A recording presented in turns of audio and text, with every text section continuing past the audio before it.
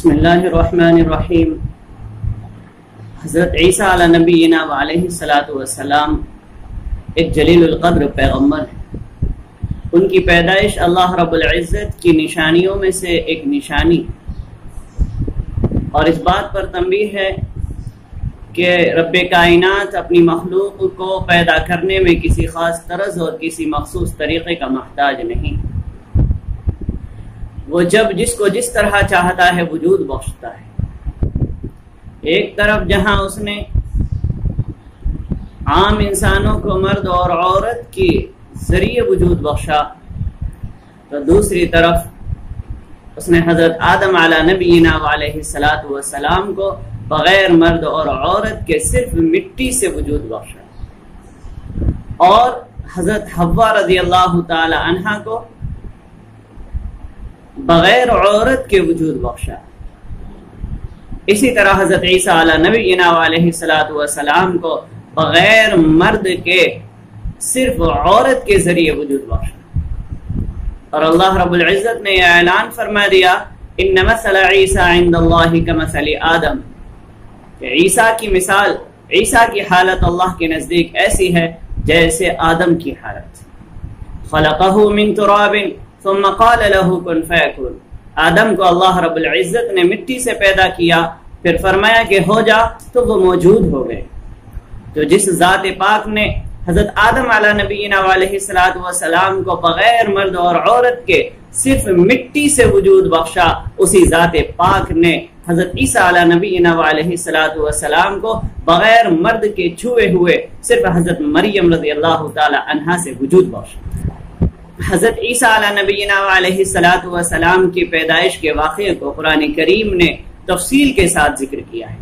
ہم یہاں اجمالاً اور مختصراً پیش کر رہے ہیں۔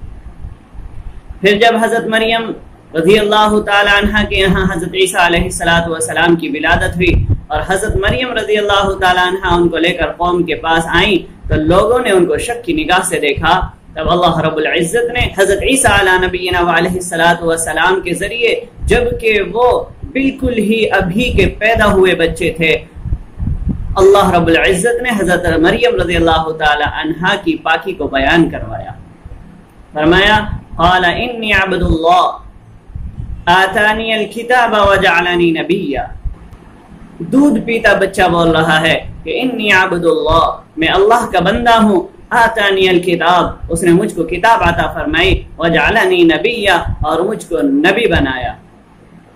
وجعلنی مبارکا اینما کنت، اور جہاں کہیں بھی میں رہوں اس نے مجھ کو برکت والا بنایا، واوصانی بالصلاۃ والزکاۃ ما دمت حیا، اور اس نے مجھے تاکیدی حکم فرمایا ہے نماز کا اور زکوٰۃ کا جب تک میں زندہ رہوں، وبرا بوالدتی، اور اس نے مجھے اپنی ماں کا فرما بردار بنایا، ولم یجعلنی جبارا شقیا، اور مجھے نافرمان سرکش نہیں بنایا۔ اس کے بعد جب حضرت عیسیٰ علیہ نبینا علیہ الصلاۃ والسلام لڑکپن کی عمر میں پہنچے تو عام بچوں کے مقابلے میں وہ زیادہ علم اور حکمت کی باتیں کیا کرتے تھے۔ بنی اسرائیل یعنی یہودیوں نے جب یہ دیکھا کہ یہ بچہ تو علم و حکمت کی باتیں کیا کرتا ہے، تو وہ بنی اسرائیل جو حضرت موسیٰ علیہ نبینا علیہ الصلاۃ والسلام کی شریعت کو بدل چکے تھے اور ان کی شریعت میں اپنے من مطابق تحریفات کر چکے تھے، ان کی اصلاح کے لیے، ان کے سدھار کے لیے جو انبیاء بھی تشریف لایا کرتے تھے ان کے وہ دشمن ہو کر انہیں شہید کر دیا کرتے تھے۔ وہ بنی اسرائیل جب حضرت عیسیٰ علیہ نبینا علیہ الصلاۃ والسلام سے اس طرح کی علم و حکمت کی باتیں سنتے ہیں تو ان کے بھی دشمن بن جاتے ہیں۔ بالآخر جب اللہ رب العزت حضرت عیسیٰ علیہ نبینا علیہ الصلاۃ والسلام کو نبوت سے سرفراز فرماتے ہیں تو انہیں معجزات عطا فرماتے ہیں۔ ان کے معجزات میں ایک معجزہ یہ بھی تھا کہ وہ مردوں کو اللہ کے حکم سے زندہ کر دیا کرتے تھے، مٹی کے پرندے بنایا کرتے اور ان میں اللہ کے حکم سے جان پیدا کر دیتے، جو بالکل پیدائشی اندھے ہوا کرتے تھے ان کے نابینا پن کو دور کر دیا کرتے تھے، جو کوڑھی کے مرض ہوتے تھے ان کے کوڑھ کے مرض کو دور کر دیتے، اور لوگوں نے کیا کھایا ہے اور کیا گھر میں جمع کر کے آئے ہیں یہ صاف صاف لوگوں کو بتا دیا کرتے تھے۔ اسی طرح ہر قسم کی بیماری کو دور کر دیتے تھے اللہ کے حکم سے۔ تو جب بنی اسرائیل نے اور یہودیوں نے یہ دیکھا تو وہ ان کے دشمن ہو گئے، اور یہ دیکھا کہ یہ ان معجزات کی وجہ سے لوگ ان کے ارد گرد اکٹھا رہتے ہیں، جمع رہتے ہیں، تو ان کی دشمنی حد سے زیادہ بڑھ گئی اور لوگوں کو ہر قسم سے ورغلانا شروع کر دیا، یہاں تک کہ حضرت عیسیٰ علیہ نبینا علیہ الصلوۃ والسلام پر یہ الزامات بھی لگائے گئے کہ نعوذ باللہ وہ خدائی کا دعویٰ کرتے ہیں۔ آخرکار جس طرح وہ لوگ پہلے بہت سارے انبیاء کو قتل کر چکے تھے، اسی طرح حضرت عیسیٰ علیہ الصلوۃ والسلام کو قتل کرنے کا منصوبہ تیار کیا، اور اس کے لیے انہوں نے شکل یہ نکالی کہ ان پر الزامات لگا کر ان کو سولی پر چڑھا دیا جائے۔ اس کی پوری تیاری کر لی گئی، اور انہوں نے اپنے خیال اور اپنے گمان کے مطابق ان کو سولی پر بھی چڑھا دیا، لیکن قرآن کریم میں اللہ اعلان فرماتا ہے وَمَا قَتَلُوهُ وَمَا صَلَبُوهُ، کہ انہوں نے نہ تو عیسیٰ کو قتل کیا اور نہ ہی عیسیٰ کو سولی دی، وَلَكِنْ شُبِّهَ لَهُمْ، لیکن معاملہ ان پر مشتبہ ہو گیا۔ اور آگے ارشاد فرمایا بَلْ رَفَعَهُ اللَّهُ إِلَيْهِ، کہ بلکہ اللہ رب العزت نے حضرت عیسیٰ علیہ السلام کو اپنی طرف یعنی آسمان پر اٹھا لیا۔ چنانچہ احادیث مبارکہ میں ہے کہ رسول کریم صلی اللہ علیہ وسلم جب معراج میں تشریف لے گئے تو دوسرے آسمان پر حضرت عیسیٰ علیہ نبینا علیہ السلام سے ملاقات ہوئی۔ تو قرآن کریم کی تصریح کے مطابق حضرت عیسیٰ علیہ نبینا علیہ السلام کو یہودیوں نے سولی نہیں دی، بلکہ اللہ رب العزت نے سولی پر چڑھائے جانے سے پہلے ہی اپنی طرف انہیں اٹھا لیا، اور وہ شخص جو حضرت عیسیٰ علیہ نبینا علیہ السلام کو لینے کے لیے ان کے کمرے میں گیا تھا،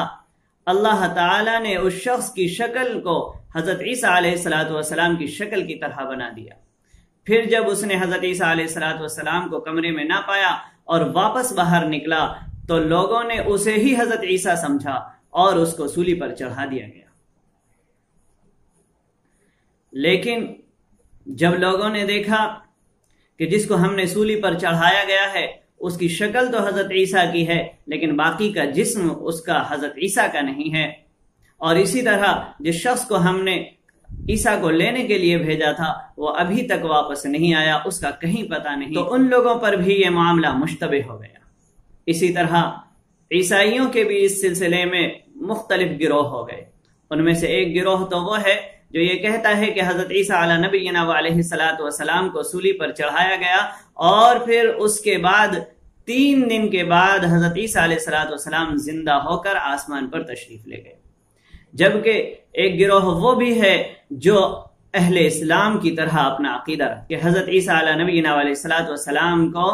سولی پر نہیں چڑھایا گیا بلکہ اللہ رب العزت نے ان کو سولی پر چڑھانے سے پہلے اٹھا لیا ہے۔